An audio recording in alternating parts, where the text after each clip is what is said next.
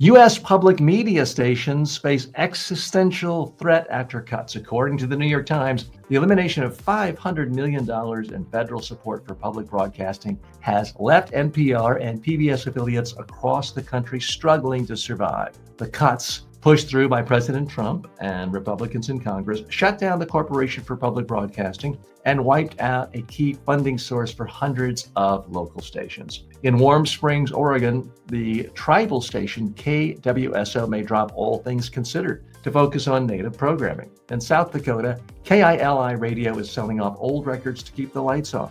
And in rural Kansas, Smoky Hills PBS faces the possibility of severing ties with TBS entirely, jeopardizing beloved children's shows and local coverage. "We are crippled here," said Betsy Schwang, general manager of Smoky Hills PBS. The Times reports that without new revenue, many rural communities could lose their only source of local news and cultural programming, leaving conservative talk radio as the dominant voice in the airwaves. Okay.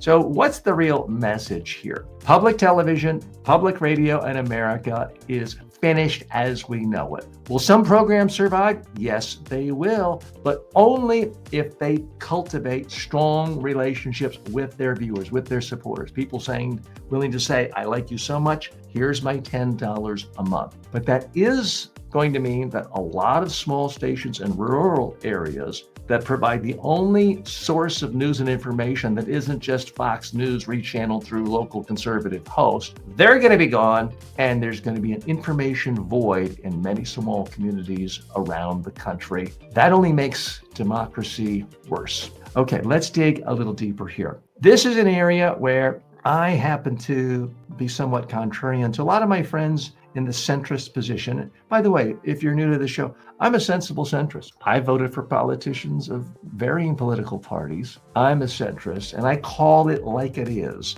I try to bring you objective reality based on communication skills. And I see objectively, a lot of people at NPR and PBS are living in the past. It's simply irrational to pay a station to have a big building and big towers and big satellites to take a feed from Washington to replay it to get All Things Considered. Someone can just listen to All Things Considered on a podcast. Now, I have been a guest commentator. I've appeared on numerous shows on PBS and NPR over the years. Everyone's always been nice. I've done regular commentary for, I believe it was WFSU in Tallahassee, Florida, way back in the 1980s. So I've had wonderful relationships with public TV. My first experiences with media were watching Mr. Rogers on a local PBS station before he went national. This was in the 1960s in Pittsburgh, Pennsylvania, where Mr. Rogers was from and where he broadcast from. So I am not battling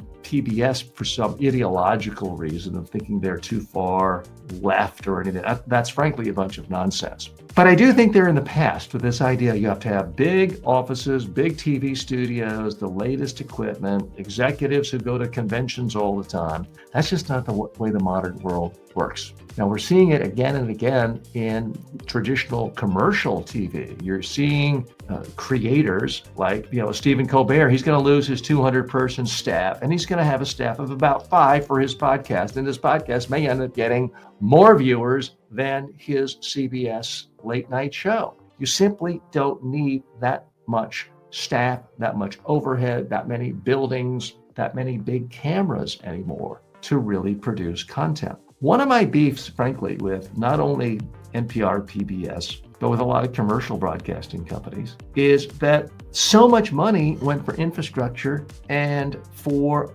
overhead and for executives who no one really knows what they do.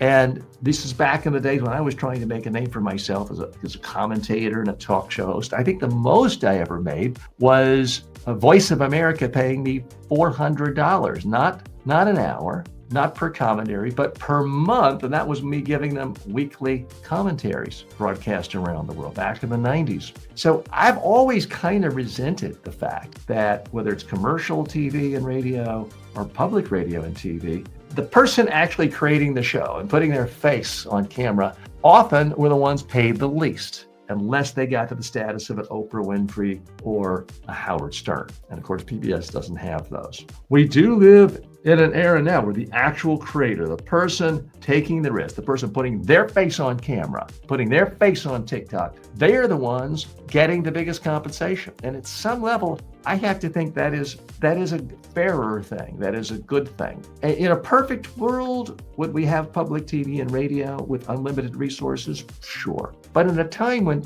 so many people are not even getting the food they need, the vaccines they need, and yes, people do need vaccines, spend limited government money when we're running a $2 trillion deficit, creating more video and audio content at a time when we're all awash in video and audio content. To me, that's not a rational use of funding. So I wish all the people who work at NPR and PBS stations good luck. But I think they're going to have to be more creative at really demonstrating their value, getting advertisers, getting sponsors, getting donors, getting members, all the things online creators are doing. The traditional PBS NPR world is going to have to do the same, or they're simply going to be extinct, and there's not much anything anyone can do about it. Mansoor is saying hello, says good experience and good presentation. Well, thank you for sharing your thoughts. By the way, we do this show every day live, and it's also available on demand. Mansoor, if you haven't done so yet, if you could do me a favor and please go to your favorite podcasting platform. You're watching this right now, I can see on Facebook, and we're happy to have you here.